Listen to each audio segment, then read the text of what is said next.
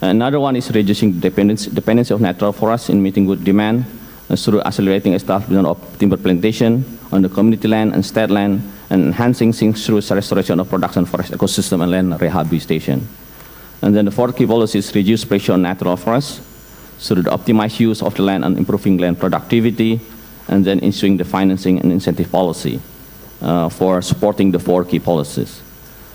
There are a number of regulation how actually the government can reduce the pressure on natural forests by optimizing the use and improving land productivity and community livelihood.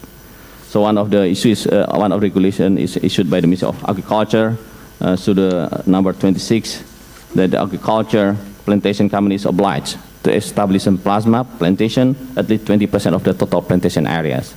So irrespective whether there's the new one or the existing one. So by doing this, actually, we expect that the company can also support and collaborate with community how they can improve the productivity of the land. So by doing that, we expect that the demand for land can be reduced in the future. But is this actually the estimate of the potential emission if we can move from the baseline into the mitigation action? So the planned deforestation could be reduced by 10 million hectares into 5.1, and unplanned deforestation from 8 to 5. Forest degradation also remain the same because the demand for wood will increase to the future, while the zinc enhancement will be almost double. And there's a potential emission reduction that can be achieved by doing that kind of policies. So we can expect if we are succeed in doing that one, so after 2015, so the forestry sector will have a zero emission. So it means that the sector nowadays, the contribution is about more than 50% of the total national emission. So by issuing this policy, we expect that no more contribution of forests to the national greenhouse gas emission. So of course, we need the incentive policies. Yeah, there are some proposed incentive policy for that, financial and incentive policies, but some of them is still not there. But there are some is already implemented. One is expanding type of the incentive for the small business entities in getting certification, and providing subsidy for the business entities, which focusing on production forest ecosystem restoration, how to restore the degraded for the production forest. So there should be some subsidies going to be provided for that.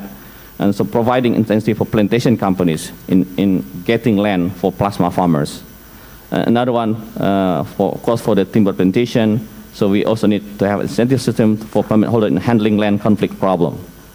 And then simplifying the process of getting access for funds for the community, especially who want to make use of the forest land for agroforestry and community livelihood activities. Of course, there are a number of other incentives because the time is quite limited, so I just want to shortcut my presentation. And so for the energy sector, we also have some kind of policies and how we can reduce the ABU emission from 3.62 goes down into 0.89 through the mitigation policies one, and goes down into 0.63 ton carbon per capita. Of course, reducing from BAU into climate change mitigation 2, it's require a lot of investment. We can do that only by introducing the carbon storage, carbon capture and storage, which is quite high investment. So finally, so there are a number of actions going to be done. Use clean energy, low carbon lifestyle, low carbon electricity, low carbon energy, and sustainable transport. These are actually the sum of the action is going to is being assessed, but the potential to be applied under the mitigation scenario 1 and 2. And then finally, these are the 5 key policies that has been issued by the government in terms of increasing the share of renewable energy in the energy mix policies, and also some of the mandatory for power generation crash program 1 and 2. So I think I would like to conclude my my presentation that the government of UNU-IAS has already developed strategy and action plan toward low carbon development, but the most important thing that there is a number of financing and incentive policy need to be put in order to support the implementation of this strategy and action plan. And I would like to end my presentation. Thank you very much.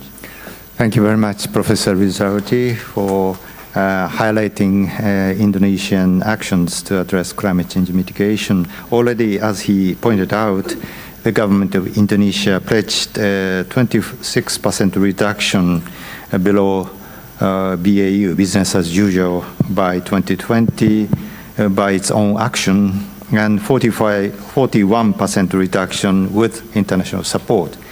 And also he highlighted the importance of forest sector, as including peatland fire in terms of emissions from Indonesia, and also the rising increasing importance of energy sector as well.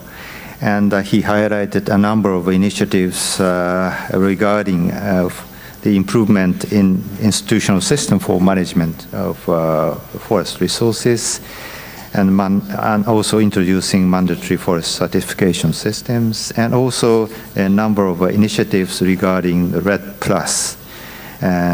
Also, he quickly mentioned about the expected low carbon scenarios, low carbon strategies for energy sector. And finally, he pointed out that although government of Indonesia has already developed strategies and action plans toward low carbon development, a number of financing and incentive policies are required to support the implementation of the strategies and action plans. Thank you very much. And finally, I would like to ask Professor Takamura from Nagoya University to address the Japanese actions.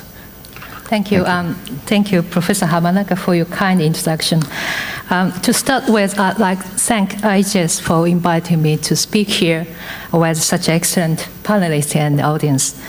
Having recognized that the time limitation for presentation, that time is quite short, and also I understand that here the quite excellent simultaneous interpretation is available here. Please, I'd like to ask you some indulgence from you to speak in Japanese for this presentation.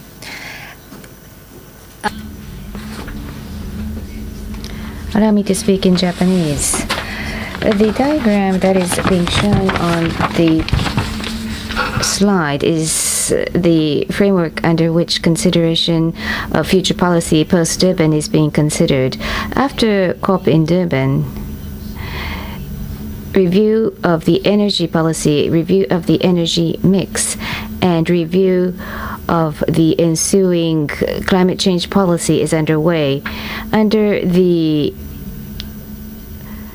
Energy and Environmental Council, the Advisory Committee of Natural Resources and Energy delivers the draft of the basic plan on policy, whilst under the Council, under the Central Environment Council considers options and climate policies and measures. On the other hand, under the Energy and Environment Council, cost recalculation has been done. Nuclear cost is estimated at higher level than the conventional estimate. At the same time, renewable energy and gas-used cogeneration potential competitiveness has been estimated higher than conventional estimates, and also oil thermal cost estimate has been revised upward. The Central Environment Council's work is focused on the future vision of low-carbon society, and based upon the estimate for reduction, options for future years have been presented. From the perspective of vision for low-carbon society, already in the fourth basic plan, 80% reduction in 2050 has been affirmed.